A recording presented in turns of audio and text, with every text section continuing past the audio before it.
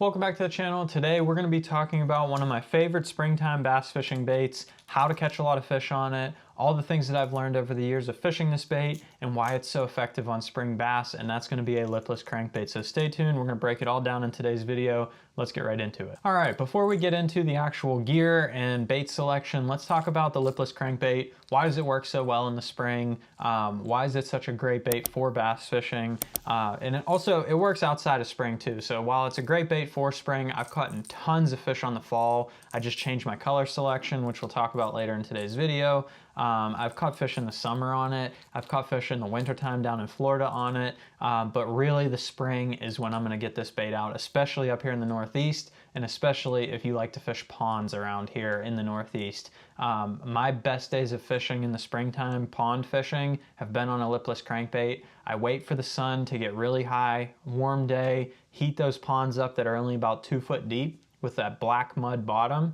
They get really warm really fast, and those fish will get active for a couple of days, and you can catch a lot of fish on a lipless crankbait, burning it over the tops of grass, doing stuff like that.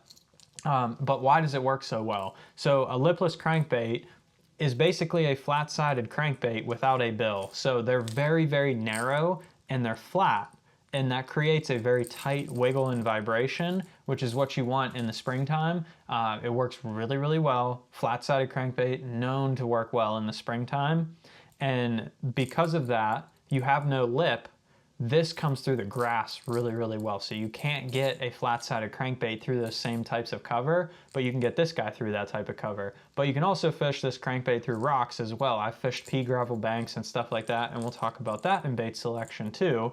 But overall, this is going to be a grass bait for me. I'm going to fish shallow bays and points and stuff like that have a bunch of grass growing in there. I'll find little depressions in the grass and try and bomb my crankbait down through that depression and get those fish that are hanging out in that depression, but waiting for food to come by, and basically warming themselves up in the sun. So that's why it works so well. It's basically a weedless version of a flat-sided crankbait. Oftentimes if I'm fishing in the spring and the lake has laydowns and grass, I'll have both on. I'll have a flat-sided crankbait and I'll have this guy, and I'll vary it up depending upon where I'm at in the lake. But it's a great bait to fish, catches a ton of fish in the springtime. As soon as that water hits 46, 48 degrees, I'll have one tied on all the way until like 55, 60 degrees. I'll be fishing a lipless crankbait. It's just a great way to catch fish, catches a ton of them.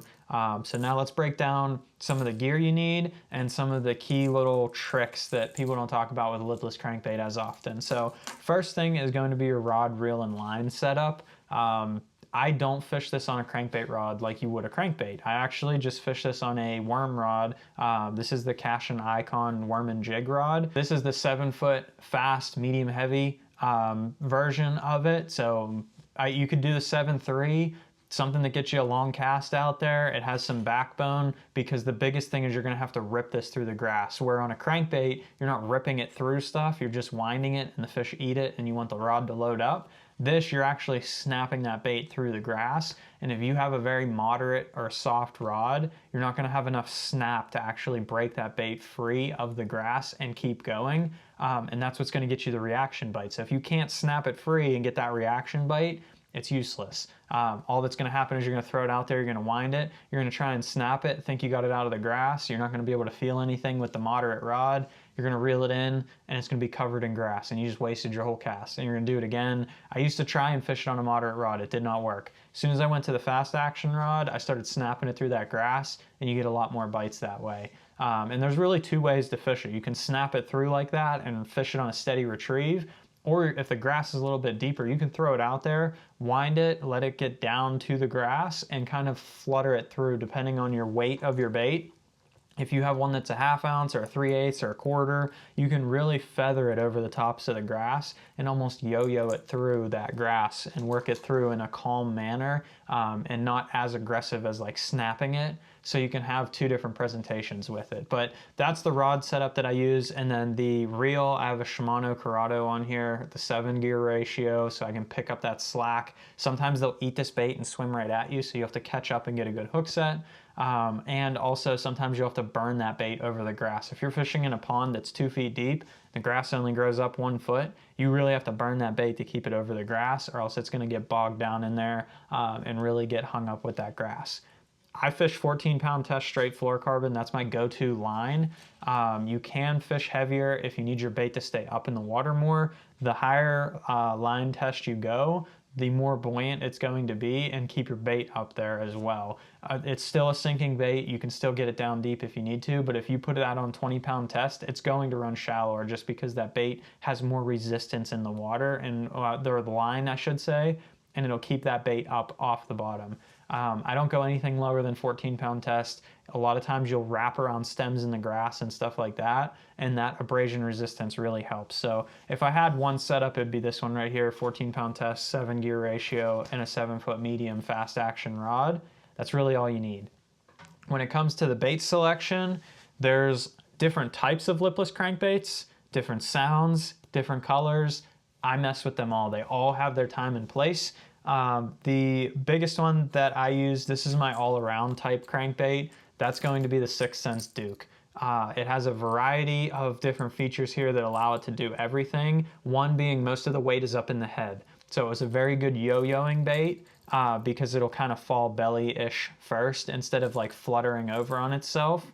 And then it's also very thin on the back, which allows it to cut through the grass very well. Has a super tight vibration, but it also has just a fat enough head that if you wanted to rip it across some gravel bars or something, you could do that too.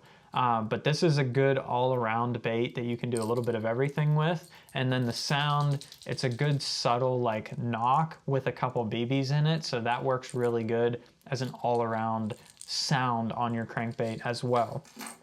Color-wise, for every crankbait that I have here, there's 3 colors that I'm going to go with. A red in the springtime, it stands out against that grass really good, especially if the water's dirty, and it just is easy for them to pick up and find. So a red is really good in the springtime. Other than the spring, a lipless crankbait to me is fished in pretty much 2 colors, a chrome or a white, and that's about it. Base color. You can put whatever you want on here, like this one has white with some scales and a green back. This one's chrome with a black back. It really doesn't matter, but your base color, you need a chrome for some shiny and sunny days, and then you need a white for those cloudier days. That's all you really need.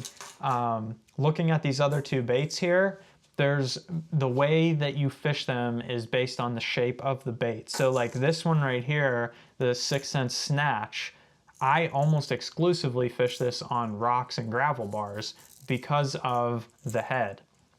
This head is super wide. All of it is up in the front here in the mass, and it has a flat head to it. So it's literally designed to go across rocks, and it'll almost act as a bill, even though it doesn't have a bill. So that's a very good rock crankbait, gravel bars, shallow riprap, stuff like that. That's a good crankbait for that. A lot of times you'll have some riprap that might meet grass and it's like along the edge. You can fish that edge with this bait. It'll bounce off the rocks really well and not get hung up. But if you get it into the grass, it can snap through the grass pretty well as well. And then my go-to crankbait for fishing in the grass, again, the Duke is my like real go-to. That's what I like to fish the most. It comes through all the grass really well. But the 6th Sense Quake right here, you'll notice that on the back of this bait, it is very split right by the line tie, where it's fat on the back and the front, but right in the middle is very narrow, and it'll actually cut the grass. That's what that's designed for. When you see lipless crankbaits that are very narrow in the back, it's actually designed to cut the grass. So when you snap that, it's going to split that grass and kind of cut that a little bit, just enough to break that piece of grass apart and keep your bait going. So that's the one that I fish when the grass is really thicker, something I need to snap a little bit better, and I know I'm exclusively fishing grass. That's when I'm going to go with that one. And then the last sound to them is that one knock sound. I've talked about it a bunch of times. I don't know what it is. I feel the bigger fish like that one knock sound.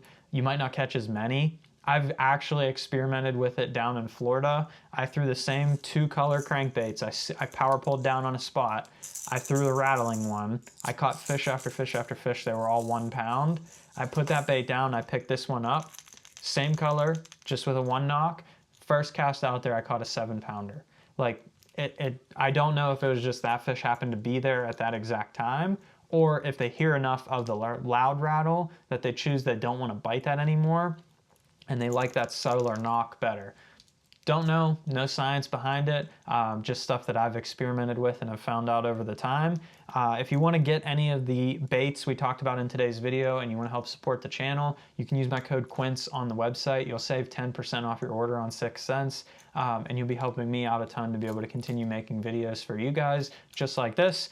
We're going to be on the water shortly. Hang in there. We're getting through a couple more videos, and then once I get back from my Asia trip, we'll be back out on the water doing some spring bass fishing, fishing some of these liplesses, showing you how to do these different techniques on the water, catching some fish. Hope you guys enjoyed today's video. Check this one out right here if you want to see another crankbait. I really like to fish this time of year. Hit that subscribe button down below, and thanks for watching.